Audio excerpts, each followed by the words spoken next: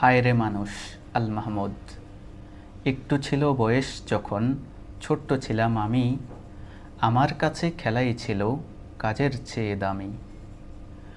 উঠোন জুড়ে ফুল ফুটেছে, আকাশ ভরা তারা, তারার দেশে উঠত আমার পরাণ আত্মহারা।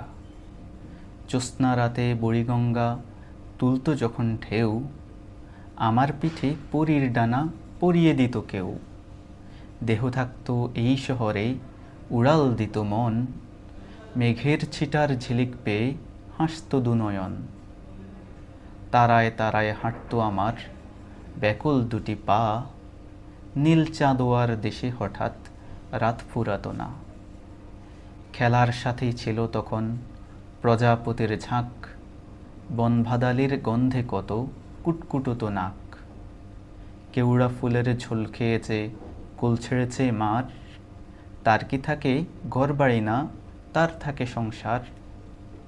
তারপরে যে কি হলো, এক দৈত্য এসে কবে পাখনা দুটো ভেঙে বলে মানুষ হতে হবে।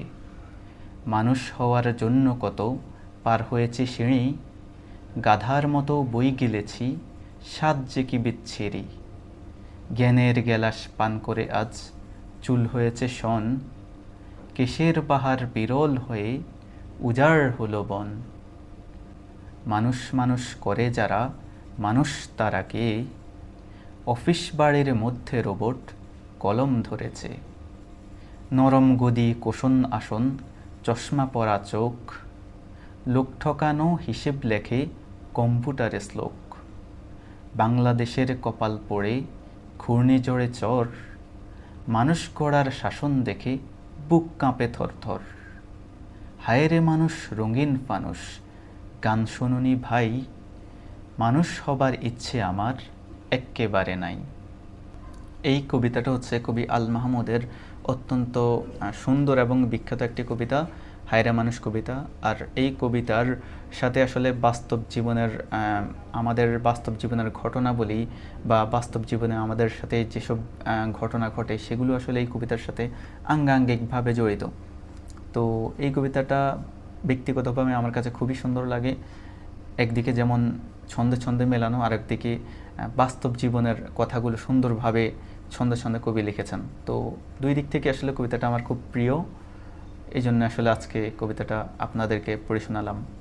কবি আল মাহমুদের এই হায় রে মানুষ কবিতাটিতে কবি আসলে একজন মানুষের ছোটবেলা অর্থাৎ বাচ্চাকাল, এরপর শিক্ষাজীবন এবং কর্মজীবন পুরো তিনটি পর্যায়েই তিনি সুন্দরভাবে ফুটিয়ে তুলেছেন। যেমন কবিতার শুরুতে তিনি তার ছোটবেলার অর্থাৎ ছোট থাকতে একটি শিশু আসলে পৃথিবীকে কেমন দেখে এবং তার মনোজগতে পৃথিবী সম্পর্কে কেমন দৃষ্টিভঙ্গি উদয় হয়, এই বিষয়গুলো তিনি সুন্দরভাবে তুলে ধরেছেন। যেমন তিনি বলেছেন যে একটু ছিল বয়স যখন, ছোট্ট ছিলাম আমি, আমার কাছে খেলাই ছিল কাজের চেয়ে দামি। উঠোন জুড়ে ফুল ফুটেছে, আকাশ ভরা তারা, তারার দেশে উঠত আমার পরাণ আত্মহারা। অর্থাৎ এখানে কবি তার ছোটোবেলায় তিনি পৃথিবীকে যেরকম দেখেছেন বা পৃথিবীকে তিনি যেরকম উপলব্ধি করেছেন সেই বিষয়গুলো আসলে তিনি এই কবিতাটির এই অংশে বর্ণনা করেছেন। এখানে তিনি বলতে চেয়েছেন যে তিনি যখন ছোট ছিলেন তখন আসলে তিনি একটি মুক্ত পাখির মতো পৃথিবীকে দেখেছেন, যেই পাখিটা কোনো নিয়মকানুন জানে না, কোনো কি করতে হবে কি করতে হবে না এগুলো জানে না, নিজের মতো করে সে তার জীবন যাপন করে। অর্থাৎ তাকে সমাজের কোনো নিয়মেই তাকে কোনো শৃঙ্খলা আবদ্ধ করতে পারে না। অর্থাৎ এই কবিতার শুরু থেকে একেবারে কেউড়া ফুলের ঝোল খেয়েছে, কুল ছেড়েছে মার, তার কি থাকে ঘরবাড়ি না, তার থাকে সংসার, এই পর্যন্ত কবি একটি ছোট্ট শিশুর জীবন আলোচনা করেছেন, যে তার কাছে আসলে পৃথিবীটা কেমন মনে হয় সেই বিষয়টি কবি এখানে বর্ণনা করেছেন। এরপরে কবি দুইটি লাইন বলেছেন, সেটি হচ্ছে তারপরে যে কি হলো, এক দৈত্য এসে কবে পাখনা দুটো ভেঙে বলে মানুষ হতে হবে। এই যে দৈত্যের কথা বলছেন কবি, এই দৈত্যটা আসলে কে? এই দৈত্যটা হলো স্কুল বা সামাজিক নিয়মকানুন। অর্থাৎ একটি শিশুর যখন 6-7 বছর বয়স হয় তখন আসলে আমরা তাকে স্কুলে ভর্তি করাই দিই। হ্যাঁ, স্কুল তাকে কোনটা করা যাবে কোনটা করা যাবে না, কিভাবে চলতে হবে, এই বিষয়গুলো তাকে শেখায়। অর্থাৎ এতক্ষণ পর্যন্ত কবি যে তার ছোট্টবেলায় একটি মুক্ত পাখির মতো জীবন যাপন করেছেন সেই বিষয়টি বর্ণনা করেছেন। এখন স্কুলে যখন তাকে ভর্তি করাই দেওয়া হলো তখন কিন্তু সে বিভিন্ন নিয়মকানুন শিখতে শুরু করেছে। স্কুল তাকে বাধ্য করতেছে বিভিন্ন নিয়মকানুন শিখতে।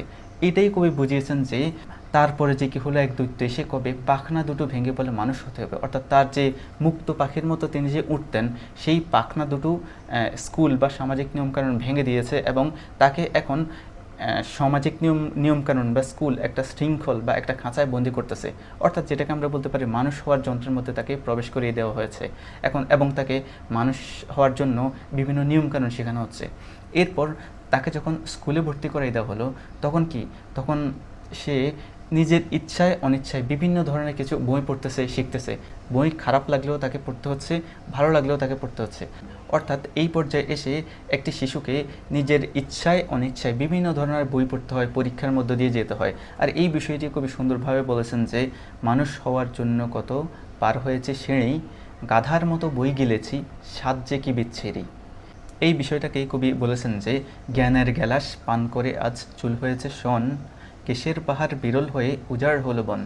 এরপর কবি একজন মানুষের কর্মজীবন সম্পর্কে বর্ণনা করেছেন, বা ওই শিশুটির কর্মজীবন সম্পর্কে বর্ণনা করেছেন। কবি বলেছেন যে মানুষ মানুষ করে যারা মানুষ তারাকে অফিস বাড়ির মধ্যে রোবট কলম ধরেছে। অর্থাৎ এই যে আমরা বিভিন্ন রকম পরীক্ষা দিচ্ছি, পাশ করতেছি, আবার নতুন করে পড়তেছি, আবার নতুন ক্লাসে উঠতেছি, এগুলো করতে করতে আমরা যখন কর্মজীবনে প্রবেশ করি তখন কিন্তু আমাদের মধ্যে ওই যে ছোটোবেলার সেই উড়ন্ত মন মানসিকতা সেগুলো থাকে না, আমরা একটা রোবটের মতো হয়ে যাই। আমাদের মধ্যে কতগুলো নিয়ম ঢুকিয়ে দেওয়া হয়, যার কারণে আমরা কি করতে ভালো লাগে কি করতে ভালো লাগে না এগুলো আমরা আসলে দেখি না। আমরা শুধু জানি যে মানুষের মধ্যে চলতে হলে বা মানুষের সমাজে চলতে হলে আমাকে এই নিয়মগুলো অনুযায়ী চলতে হবে। এই জন্য কবি বলেছেন যে মানুষ মানুষ করে যারা মানুষ তারাকে অফিস বাড়ির মধ্যে রোবট কলম ধরেছে। অর্থাৎ এভাবে পড়াশোনা করে আমরা কর্মজীবনে যখন প্রবেশ করি তখন কিন্তু আমরা অনেকটা রোবটের মতো হয়ে যাই। সকাল বিকাল কাজ, রাতে বাসা, আবার সকাল বিকাল কাজ, আবার রাতে বাসা, এরকমভাবে আমাদের জীবনচক্র চলতে থাকে। এরপর কবি কর্মজীবনের আরেকটু আলোচনা করেছেন। অর্থাৎ এরপর এই যে পড়াশোনা করে মানুষ যে অফিস আদালতে বিভিন্ন চাকরি বাকরি করে, সবাই কি ভালো কাজ করে? ঠিক আছে, সবাই মানুষ হওয়ার জন্য পড়াশোনা করতেছে, কিন্তু অফিসে বা কর্মজীবনে প্রবেশ করে সবাই কি মানুষত্ব বজায় রেখে কাজ করতেছে বা মানবিক দিক চিন্তা করে কাজ করতেছে? সবাই কিন্তু করতেছে না, বিভিন্নজন বিভিন্ন অপকর্ম করতেছে। এই জন্য কবি বলেছেন যে নরম গদি, কোষণ আসন, চশমা পরা চোখ, লোক ঠকানো, হিসেব লেখে কম্পিউটারের শ্লোক। অর্থাৎ অনেক বড় বড় অফিস আদালত বা অনেক বড় চেয়ারে বসে থাকে এবং সেখানে বসে বসে বিভিন্ন উপায়ে তারা লোকদেরকে ঠকায়। পড়াশোনা করে কিন্তু মানুষ হয়ে মানুষকে ঠকায় তারা। এরপর তারা কিন্তু আবার কম্পিউটার শ্লোক লেখে। অর্থাৎ তারা বিভিন্ন কবিত্ব ভাব দেখায় বা বিভিন্ন ধরনের সাধু সাধু কথা বলে, কিন্তু ভিতরে ভিতরে তারা কিন্তু মানুষদেরকে ঠকাচ্ছে। তারা পড়াশোনা করছে মানুষ হওয়ার জন্য, কিন্তু পড়াশোনা করে তারা অফিস আদালতে বড় বড় পদে গিয়ে তারা কিন্তু সেই মানুষকে ঠকাচ্ছে। অর্থাৎ মানুষ হওয়ার জন্য তারা পড়াশোনা করছে, কিন্তু তারা আসলে প্রকৃতপক্ষে মানুষ হতে পারেনি। তারা মানুষকে ঠকাচ্ছে বিভিন্নভাবে, এবং ঠকিয়ে তারা কি করতেছে, তারা ঠিকই সেই সাধু কথা বলতেছে যে এটা করতে হবে, এইভাবে চলতে হবে, কিন্তু ভেতরে ভেতরে তারা আসলে কেউই ভালো আচরণ করতেছে না। সবাই কিন্তু বিভিন্ন উপায়ে তারা মানুষকে ঠকাচ্ছে। এই যে আমরা যে মানুষ হওয়ার জন্য পড়াশোনা করি, পড়াশোনা করে আমরা বড় বড় অফিস আদালতে বিভিন্ন পদে চাকরি করতেছি, এই চাকরি করে আমরা কিন্তু আবার বিভিন্ন উপায়ে মানুষদেরকে ঠকাচ্ছি। অর্থাৎ মানুষ হব বলে আমরা পড়াশোনা করি, পড়াশোনা করে কিন্তু আমরা মানুষ হই না, আমরা অমানুষ হই। অর্থাৎ আমরা মানুষ হওয়ার জন্য পড়াশোনা করে আমরা বিভিন্ন উপায়ে মানুষদেরকে ঠকাই, এক কথায় আমরা অমানুষ হয়ে যাই। আর এই অমানুষ হওয়ার জন্য কবিতার শেষে একটা তার যেই ইচ্ছা সেটা বর্ণনা করেছেন। সেটা বর্ণনা করতে গিয়ে কবি বলেছেন যে হায় রে মানুষ রঙিন ফানুষ, গান শুনুনি ভাই, মানুষ হবার ইচ্ছে আমার একেবারে নাই। তো এটাই হচ্ছে আসলে কবিতাটার সারমর্ম। আমি যতটুকু বুঝেছি আমি চেষ্টা করেছি যে আমার মতো করে তুলে ধরতে। আমি জানি না আমি কতটুকু সুন্দরভাবে তুলে ধরতে পেরেছি। আশা করি যে আপনারা যদি কবিতাটা এমনি পড়েন, জাস্ট পড়েন, আপনারাও সুন্দরভাবে কবিতাটাতে কবি কী বোঝাতে চেয়েছেন সুন্দরভাবে বুঝে যাবেন। তো আজকের মতো এখানেই, আল্লাহ হাফেজ।